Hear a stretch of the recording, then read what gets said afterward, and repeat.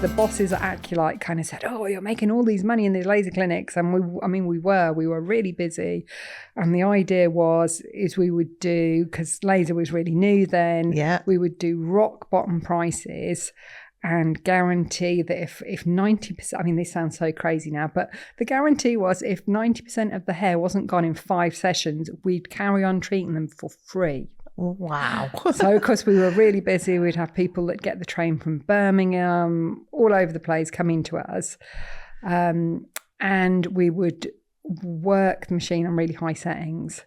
Yeah. So it was actually really risky. Yeah. Because you were constantly at the risk of burning people, and you would get them to sign something to say that they were going to be happy. You were going to do a test patch on them of the next setting up, and they were happy to say if they got some sort of burn mark from that test patch, they wouldn't sue us.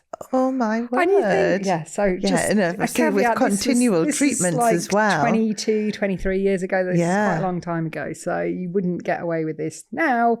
But there's so many things in our industry now when you look back and it did seem to work. We didn't have anybody suing us, and it was it did work because you'd always be pushing to go higher and higher and higher to get really good results. Wow. But you would have to get the agreement of the client to say, you know, that they were happy to do that because, well, obviously they need to be happy to do that for you to do the treatment on them.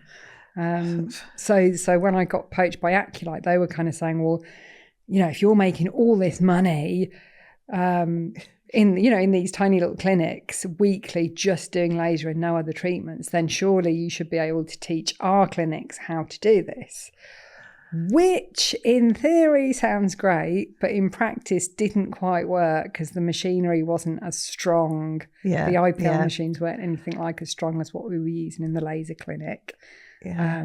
And of course, you can tell people, you can advise people this is what you should do. And, you know, we because in those days we were putting adverts in the newspapers. It was all local advertising in the newspapers. So we knew if we spent, you know, £500 on advertising that month, we would be getting maybe 10, 15,000 of new clients. So it worked exactly with the way people would work out their Facebook ad spend now. Yeah, exactly. Was, you know, there's no social media then. So you put this amount of money in, this is what you got out of it. So I could explain all this to the salon owners as this is what you should be doing. But of course, they're going to do whatever they like because it's their business. It's not your business. You can't force them to follow this prescribed process. Yeah.